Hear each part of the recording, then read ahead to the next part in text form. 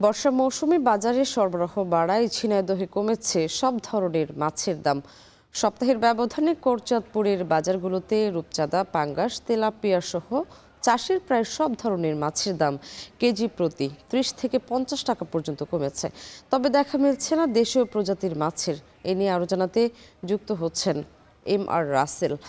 রাসেল, জানাবেন কোন মাছ কত দামে বিক্রি হচ্ছে আর ক্রেতা বিক্রেতাদের প্রতিক্রিয়া কেমন দেখছেন?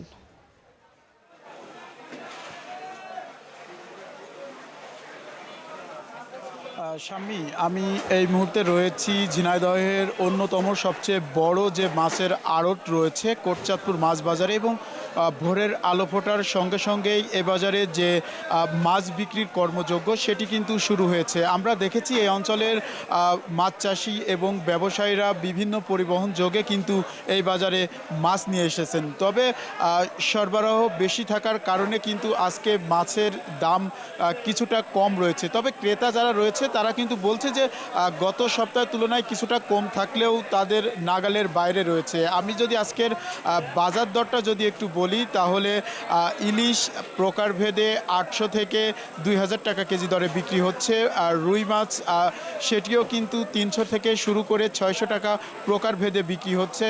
সিলভার কাপ সেটি ১৩০ থেকে ১৭০ টাকা কেজি দরে বিক্রি হচ্ছে। পাঙ্গাস মাছ ১৬০ থেকে ২২০ টাকা কেজি দরে বিক্রি হচ্ছে। এছাড়াও যে তেলাপিয়া, শিং মাছ এবং কই জাতীয় যে মাছ রয়েছে সেই মাছগুলোর দামও কিন্তু গত সপ্তাহের তুলনায় কিন্তু কিছুটা কম দামে বিক্রি হচ্ছে। আসলে ক্রেতা আর উপস্থিতি কিন্তু আমরা সকাল থেকেই দেখেছি যে যেহেতু আজকে বুধবার সেহেতু ক্রেতার উপস্থিতি তেমন একটা চোখে পড়েনি।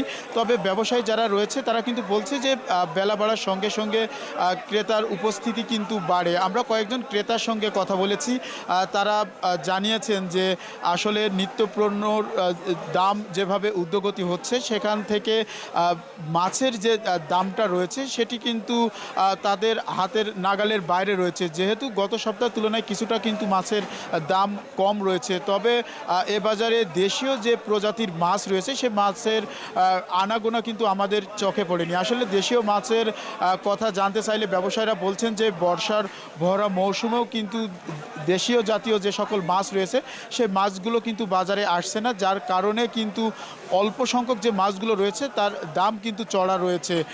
আমরা এই ঝিনাইদহ সহ যে ৬টি উপজেলা রয়েছে প্রত্যেকটা উপজেলায় যে মাছের আড়তগুলো রয়েছে সেখানেও কিন্তু দাম কিছুটা কম রয়েছে। তো এই ছিল আমার কাছে ঝিনাইদহের কোটচাঁদপুরের মাছ বাজার থেকে সর্বশেষ। শাম্মী। ঝিনাইদহ থেকে যুক্ত ছিলেন রাসেল।